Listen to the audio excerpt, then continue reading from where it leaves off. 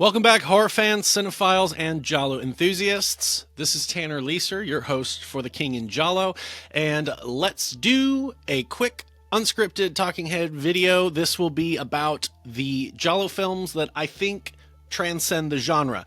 A quick caveat. Firstly, most of these movies that I scoured are older in context of the corpus of giallo films. There's not really going to be any from the 80s onwards. They're mostly going to be 60s and 70s. That's just because in doing this channel, I've been going from the beginning going forward. And so the older ones are the ones that I've watched more recently. And so they're a little fresher in my head. Second caveat is this is not a final list. So it's not like these are the ones that transcend the genre. Case closed. This will be most likely, like a lot of my list videos, a part one, because there's more than just the ones I'm going to be talking about here. And final caveat is this is not me ranking how great these films are. What I mean by that is there are a lot of giallo films that are like through and through. This is a perfect example of a giallo film, and it's amazing. We all know the ones, or have an idea of the ones I'm talking about, from big name directors. And at least for this video, I'm not going to include those. And that's because, and this is just me, because I don't consider really great giallo films that are like doing the formula perfectly as necessarily transcending the genre. These are giallo films that one could watch without having to be a, big nerd of the genre. I've said this before and I still stand by it, and I hope I don't get any grief for this, but giallo is not the easiest genre to show to people. It's not the easiest genre to watch if you don't get it. And I've said this before, it's kind of like Godzilla films or kaiju films, is that if you're not on board for what's going on, you're probably not going to enjoy it. You know what? Also superhero movies. I am not a fan of superhero movies. That doesn't mean I think they're terrible. I think they're crap. That just means that I didn't grow up watching superheroes, reading comics. So for me, there's just nothing really to grasp. But there are several of those films that do transcend that genre that someone like myself who's not a fan could watch and say, yeah, no, I had a good time. Yeah, I didn't need to know the backstory of these characters. I didn't need to know the history between these guys and the feuds. It on its own, it was a good movie. And that's generally what I'm looking for in this list, are giallo films that on their own are good movies. And like I said, there are those examples of those movies that are giallo films that are just at the top. I'm not going to include them in this list because those are pure thoroughbred giallo films. So I'm mostly in this list, I'm kind of considering the ones that they are giallo films, but they really are playing with other genres. And like I said, you don't really have to be a big nerd of the genre, geek out on it to watch them. You can kind of watch it on their own and enjoy them. So horror fans, people who like European films, people who like art house films, people who like, I don't know. But that's basically what I'm going for. And once again, this is just my opinion. This is not the end-all list. I invite you to leave your opinions in the comments when we get to the end. This will be 7 films, but I will begin with an honorary mention, which I think needs to be talked about. That's it. Let's just take a look.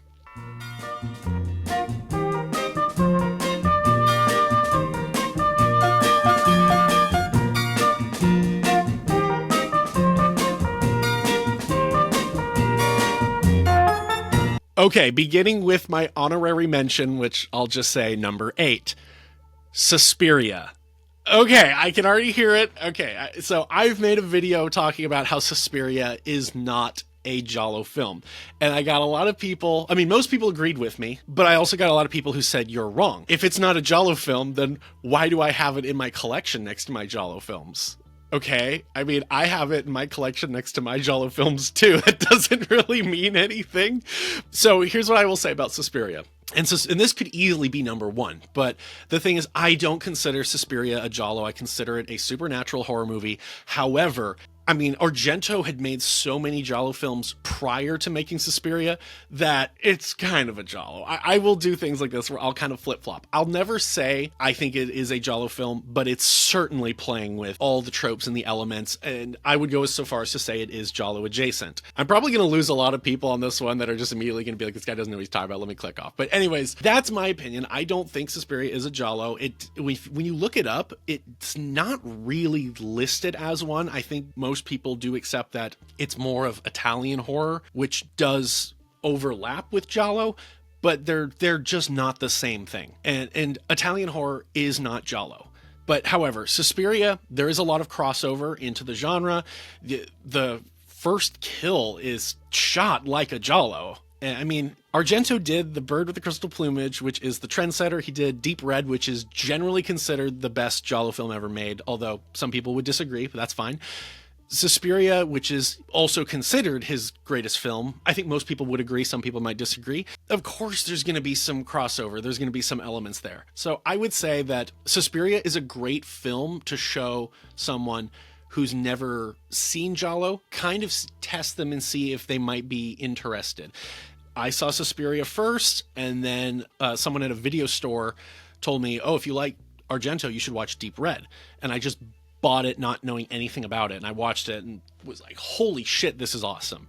And that was how I got into Giallo films. So yeah, all I'll say about Suspiria that I haven't already said is that it's one of the most Giallo movies that's not a Giallo. And yeah, I probably sound like I'm just flip-flopping all over what I'm saying, but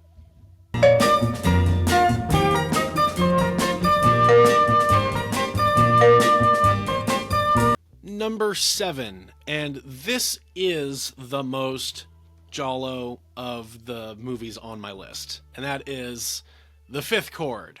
And again, this is another one of those classic Giallo films that will usually end up in a lot of people's top 5 lists, maybe definitely top 10 lists, I think. Like I said, this one is probably, of the films that are on this list, the one that operates the most within the framework of Giallo films. I say this all the time, Giallo films can be so much more than just a whodunit murder mystery. They can be psychological thrillers, they can be detective stories, they can be just bored rich people behaving badly because they're so bored with life. But this one is a murder mystery whodunit, and it's an ongoing investigation. But there's just so much about this movie that just kind of lifts it. For one, I talk about Luigi Bazzoni fairly frequently, even though he only made 3 Giallo films, each of which feels like it's stepping outside of the genre. This one plays the most in the genre, but even then, it just, for a genre film that doesn't feel like it's trying to be, strictly speaking, a genre film. Kind of like how some directors will do a genre film, but then they'll flip it on its head. It's not to say that The Fifth Chord really flips it on its head. There's something about the movie, whether that's the way it's shot, the way it's executed, that it just doesn't feel like your average Giallo film, even though plot-wise, it's very much so. I can't really put my finger on it, what it is, but I do think The Fifth Chord is a really great pick for, I think I mentioned this, it's a great one to watch, to show someone who's never seen the genre and see if they're interested in it. And for that, I kind of think of it as a Giallo film that does transcend the genre at large.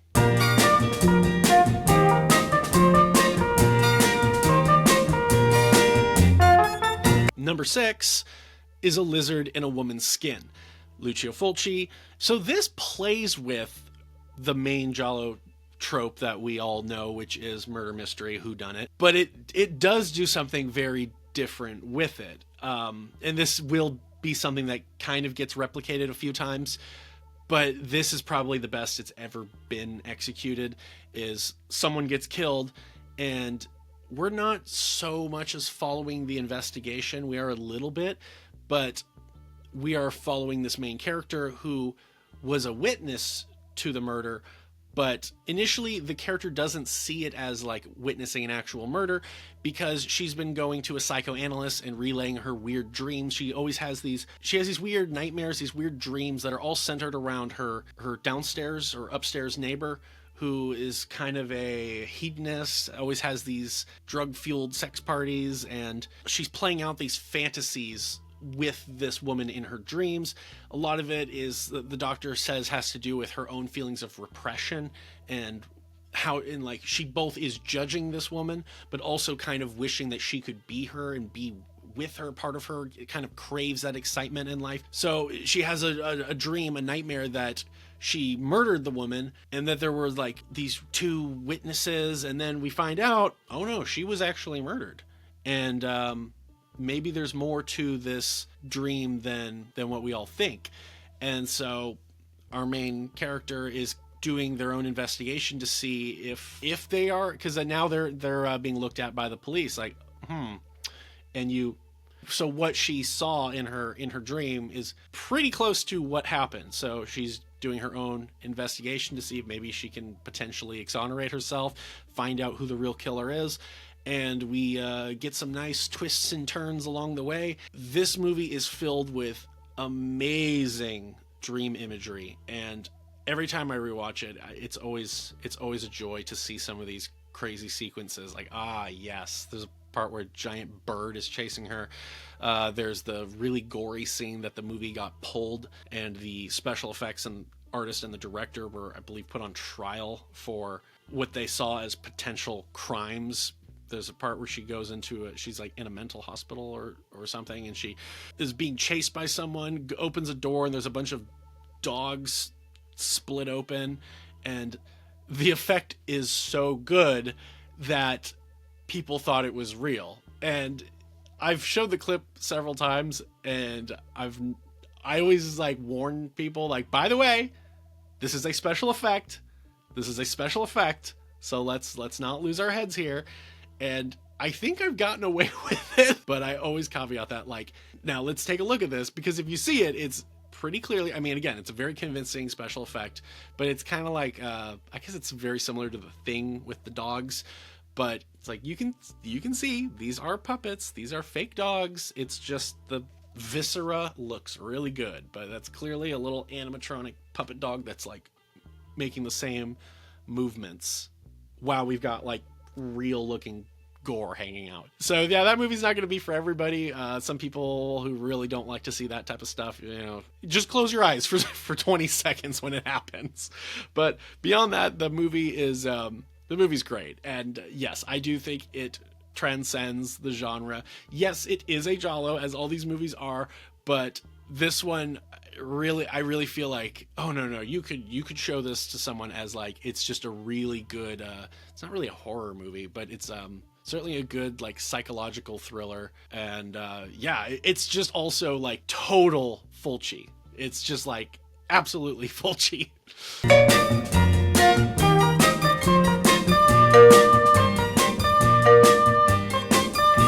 Number 5 is A Bay of Blood by Mario Bava. This one also is kind of plays within the framework of a giallo. I mean, more so than some of the other picks, but it also, again, it just does its own thing in terms of, it's not really a murder mystery. It's more just following all these different people who own property around a lake as they're killing off everybody. They're killing each other off, and they're all trying to secure the property.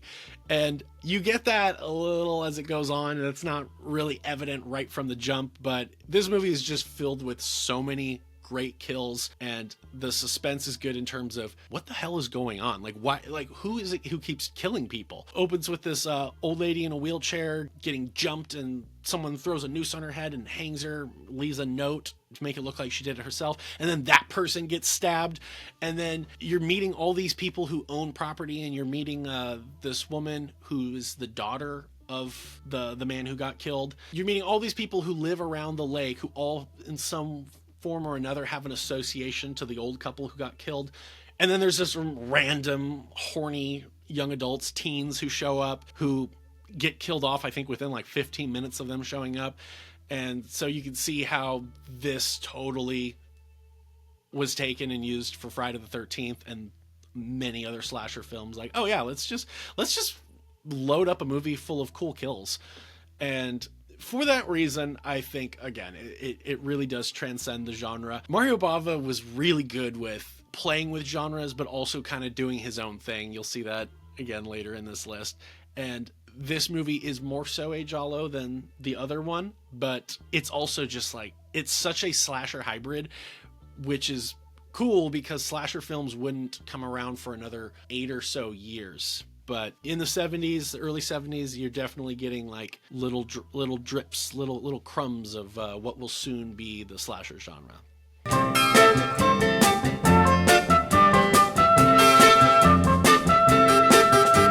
Number 4 is Perversion Story, also called One on Top of the Other, another Lucio Fulci film.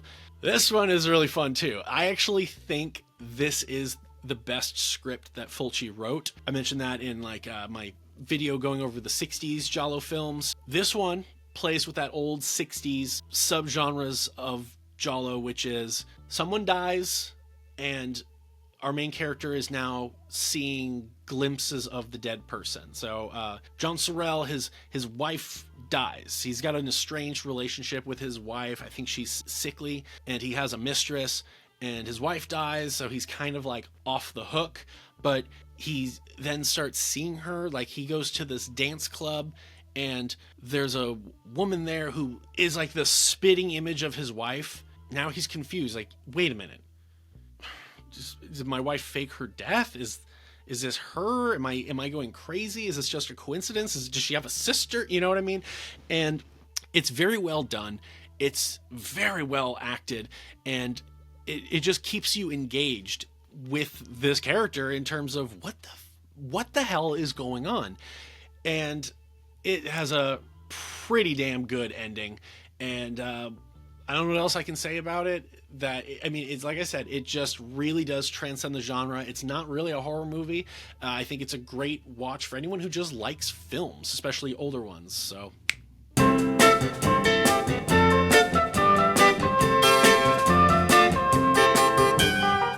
Number 3 is Hatchet for the Honeymoon by Mario Bava. So this is the movie I was talking about that was another Bava film that is a giallo, and it's also kind of not. Some people who are diehards in terms of like a giallo has to be like this, it can't be anything else, will say it's not a giallo because you know who the killer is. The main character is the killer. Spoiler, but not really, because you find that out in the first like minute of the movie. I went into this movie knowing that was the main shtick, although there's more to it. It's not like you're just following this guy around who's a serial killer. Once again, this is another plot of someone dies and this character keeps seeing them and he's wondering, am I going crazy finally? This one is more leaning in that direction. It doesn't really offer any alternatives. It's kind of just like, is that a ghost or is he going crazy? But no, this is a brilliant film. I saw it for the first time when I was about to cover it, and I was so upset with myself for not having watched it a decade earlier. I mean, same with like Perversion Story, but Perversion Story was a little harder to track down. Hatchet for the Honeymoon, I was like, I just didn't watch it because I was like, well, I mean, we know who the killer is, so that's not a giallo. And that was back when my definition was, it's a murder mystery. And since then, I've expanded the definition to what more people will, you know, it's there's a lot to it. It's a style. I gotta, whatever. Anyways, but yes, you're watching this guy kill people. He has a weird hang up from his childhood, and you keep getting flashbacks of him as a child, and kind of I'll say this, it kind of telegraphs what the reveal of that trauma is. So by the end, when they show it, it's not so much. I mean, it's a surprise, but not really. If you're really watching, it's kind of like, well, yeah, that's what I figured. But that's not the big reveal, though. There's a few other things that this movie has in its back pocket for you. But he runs a bridal shop that he inherited, I believe, from his mother, or he inherited from his wife. But his wife is a nag, just berates him, puts him down, and he's kind of a weird fellow. He likes getting these women ready for their big day and then killing them when they're not always when they're in their gowns. I mean, think that's how the movie was kind of almost sold, but that's not really the case. He just kind of develops fantasies of these women and then goes and kills them. But at a point, this is fairly early, about halfway, he kills his wife, and now he's getting plagued with ghostly visitations of her.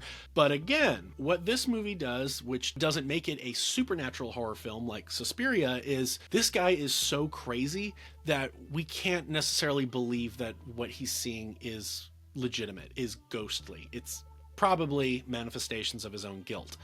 But very great film. Like, I really think you could watch this movie and not watch giallo films. Not saying like just never watch any of them, but I really think you could watch this and have not seen any of them. I mean, I wouldn't recommend it as the first going into it like, oh, this is a giallo film, because like I said, this one you might kind of get the wrong idea of what the genre is, but it's so good. So that's why I didn't put this in my list of giallo films which are great first watches for someone who's never seen anything, but I do put it in this list for giallo films that really transcend the genre. I think this is a great giallo film to watch for someone who's already seen a few, definitely seen a few Mario Bava ones, and then it's like throw this one at them, and it's just kind of so outside the box, and it's so well done. Yeah, I can't say I know I've seen anybody who like really didn't like the movie. I know some people who just don't care for it because it's, I don't want to say it's too different for them, but it just falls outside of like the expectations, where they're like, well, I like my giallo films to be kind of like this, and that's fine. There's a lot of giallo films I talk about on the channel that I say, you know what, this is just not really the type of movie I enjoy. I don't. Great example is Forbidden Photos of a Lady Above Suspicion. I will always talk about that as, I don't think it's bad. I do think it's good. It's just not the type of giallo film I really get into. But that's fine. Like I said, I don't think it's a bad movie. I think it is a good movie. It's just not the ones I get excited about. Moving on.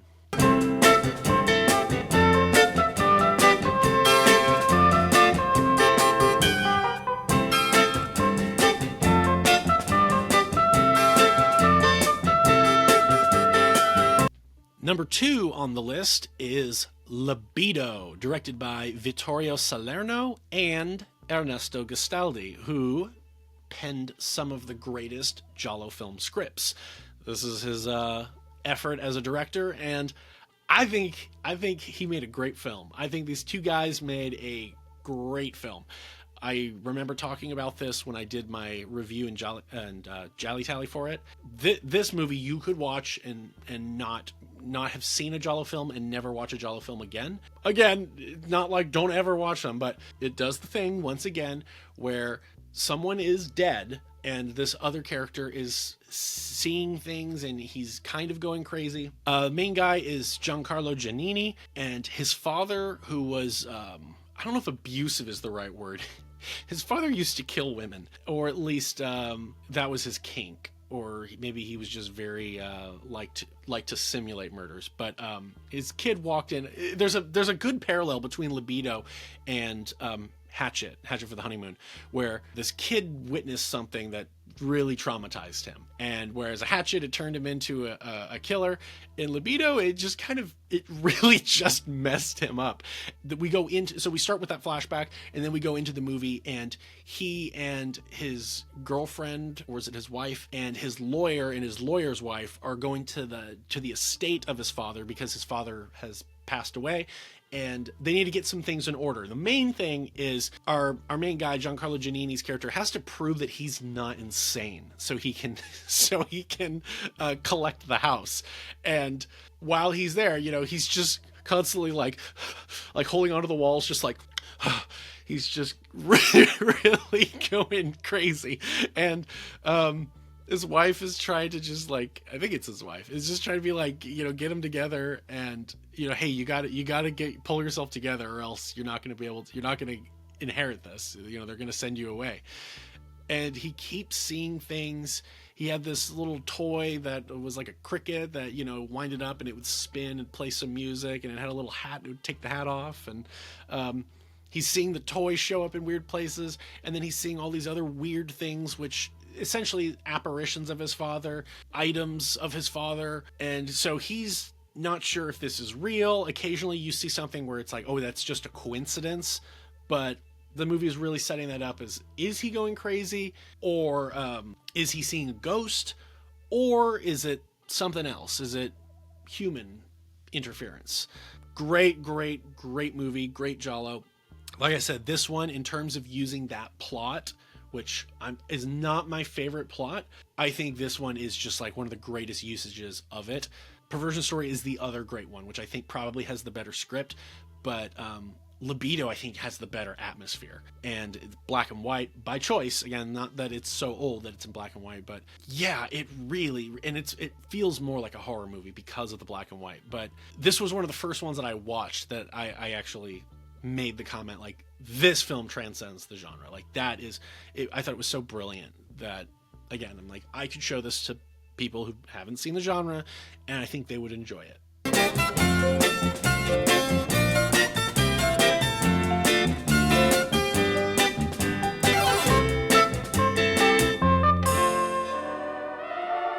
And number one, and this probably won't come as a surprise to many of you because I talk about it, but The Possessed by Luigi Bazzoni. So I gave a lot of directors on this list to films, and that wasn't by design. It was just that a lot of these directors had films that transcend the genre. Like I said, I will do more of these lists in the future, possibly, probably, because I know some people are probably going to say, why didn't you put Bird the Crystal Plumage on there? Why didn't you put Deep Red on there? Why didn't you put Blood and Black Lace? Why didn't you put Black Belly the Tarantula? Like I kind of said at the very beginning, it's because those movies are like purely giallo. Fifth Chord was the only one I chose that was pretty purely giallo, but I just felt there was just something about it that's just lifted. And that's not to say that I think that is a better movie, but The Possessed, again, saw that for the first time for the channel, and I was really excited because I really like The Fifth Chord. I really like Footprints on the Moon. Footprints on the Moon is one that could have been on this list, but I didn't because I think the movie is too slow for many people. It probably will come up in a future Transcends list, but for this first one, I just didn't feel like I could put it on here because, like I said, I feel like it's really hard for a lot of people to get into, although the final 10 minutes of that movie is so good. But The Possessed, I mentioned this in my 60s top 10 list. This was my favorite giallo film of the 1960s. Libido was pretty good too, but this was my top one. This one doesn't even operate like a giallo. This guy who is depressed, and he calls his girlfriend up and breaks up with her, and he's just like lost in life. He just doesn't have any vigor anymore. And so he returns to this lakeside town where when he was younger, he went here and he met this girl that he kind of fancied, and he kind of he did that thing where you kind of fantasize about them, not in a sexual way, but in this like romantic way. Like he really kind of saw her as a potential life partner, and he comes back basically deciding, like, I'm gonna try to really actually like pull the trigger and just make something happen. Like, what have I got to lose? I'm already depressed. Shows up, oh, she's dead. Oh, she's been dead for a while. And so he's found a new lease on life. He's going to get to the bottom of what happened. And so he's talking to people who knew her, who she worked for, and asking them. He's doing his own investigation because the police investigated it, but they kind of just closed the case. Long story short, the police just dropped the case. And so again, our main guy's like, well, fuck it, I'm not doing anything. I might as well figure out what's going on. And so he spends his time looking into things, and he kind of uncovers a rabbit hole, dare I say a conspiracy. But yes, this movie is not your average giallo plot. It's closer to like a noir, but oh my god, like everything from the visual style to the sound design to the music, it's so well shot. It's everything about this movie is just like, it's beautiful. It's so perfect. And some people might think it's a little slow or whatever. I also think it's very well acted, which is funny because Troy Howarth in his book talks about, what is his name? Is it, let me check real quick. Is it Peter Baldwin? Yeah, got it. Troy Howarth mentions that Peter Baldwin, he doesn't like his performance in the movie. He thinks it's too one note. Yeah, he's just depressed and he's just mopey the whole time. I'm like, well, dude, have you never been depressed? Because that's kind of like that. Like, you're kind of just, if you're at that point, it's all just kind of like, he's just got a blank, like, look on his face, like, you know, and it's not like, to me, it's not one note. It's just like, no, dude, that's pretty accurate. And the few times, it makes it so that the few times that he does kind of give like a half smile, like a, or emotes more, it makes it so like, it's more impactful. I think it's just like, oh my god, he's feeling something, you know, because this guy is just like given up on life. And oh my god, this movie has a 33% score on Rotten Tomatoes. Jeez. 3.6 on Letterboxd. Fuck Letterboxd. And 7 out of 10 on IMDb. Well, they get it a little more so. Yeah, I love this movie. I think it's beautiful. I think it doesn't really operate like a giallo, although it is. And again, that's because Bazzoni, I think he's not interested in making, strictly speaking, genre films. I think he'll take a genre and he'll do something different with it. And to be fair, in 1965, giallo wasn't really a genre. The best example before this was Blood and Black Lace, but again, at a point, that's just kind of a one-off. You know what I mean? Like, it wasn't until that these films got replicated in like the 1970 going on that it's like, okay, it's a genre. And that's why in 71 he did The Fifth Chord. But even then in, 75. Then in 75 when he did Footprints, it's again, it's a thriller mystery, but still a giallo. Anyways, yeah, those are my picks. So thank you for watching. If you made it to the end, I thank you. Those are just my picks for giallo films that I consider transcend the genre. Like I said, this isn't the end-all be-all list. There, of course, are more options. These are just the movies that I was able to think of off the top of my head, because since I've been doing this channel, I've been going from the beginning in 1963 to about the time when this comes out. I'll have done up to 1971. Moving forward, I do have other films. I think all of those movies I've covered on the channel. Suspiria is the only one I haven't gotten to yet, but I've seen Suspiria so many times that you know, it's fresh in my head. But yes, moving forward, I will do another list of this. I know a lot of you probably have a lot of picks from the 80s and the 90s. Hey, I really like this community. I mean, people are really nice about this. But yes, give me your list for movies that you think transcend the genre, and let's ignite some nice conversations. As of the time of this video posting, I do have my second channel on its feet now, and you can subscribe to that channel if you would like to. It is called It's Greek to Me. My friend and I, and a lot of others from the conservatory that we all went to, we do deep dives into the surviving Greek tragedies. We've started with just a comprehensive overview of those plays. We are going into the playwrights Aeschylus, Sophocles, Euripides, and then we will be going into the individual plays. So we're going to be starting with Aeschylus's play, The Persians. We will do an overview of that, and then we will do dramatic readings of it with our friends who all are professionally and classically trained actors. And while you're at it, if you care to, you can also look up and subscribe to my good friend's YouTube channel. You can find that at Park Narcs. If you like Disney, you like comic books, you like a little bit more popular culture, my friend started last year, and he's been doing pretty damn well, so I'm really excited about that. It's really cool to see his channel grow. So go to either of those channels, give him some love if you care to, give a little subscribe. If you want to leave a comment, say, hey, the King and Giallo sent me. But yeah, beyond that, thank you for watching, again, making it this far. Thank you for being a viewer. Thank you for being a subscriber. If you are, if you're not, consider subscribing, please. I really, really appreciate it. And other than that, that's kind of all I've got for today. Thank you once again. Reminder, this is Tanner Leeser for The King and Giallo.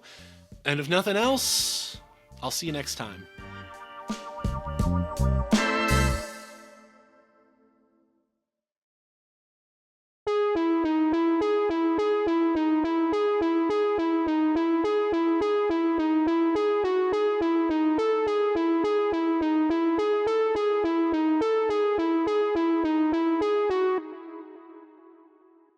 Daughter, daughter, lift your head. What color are your eyes?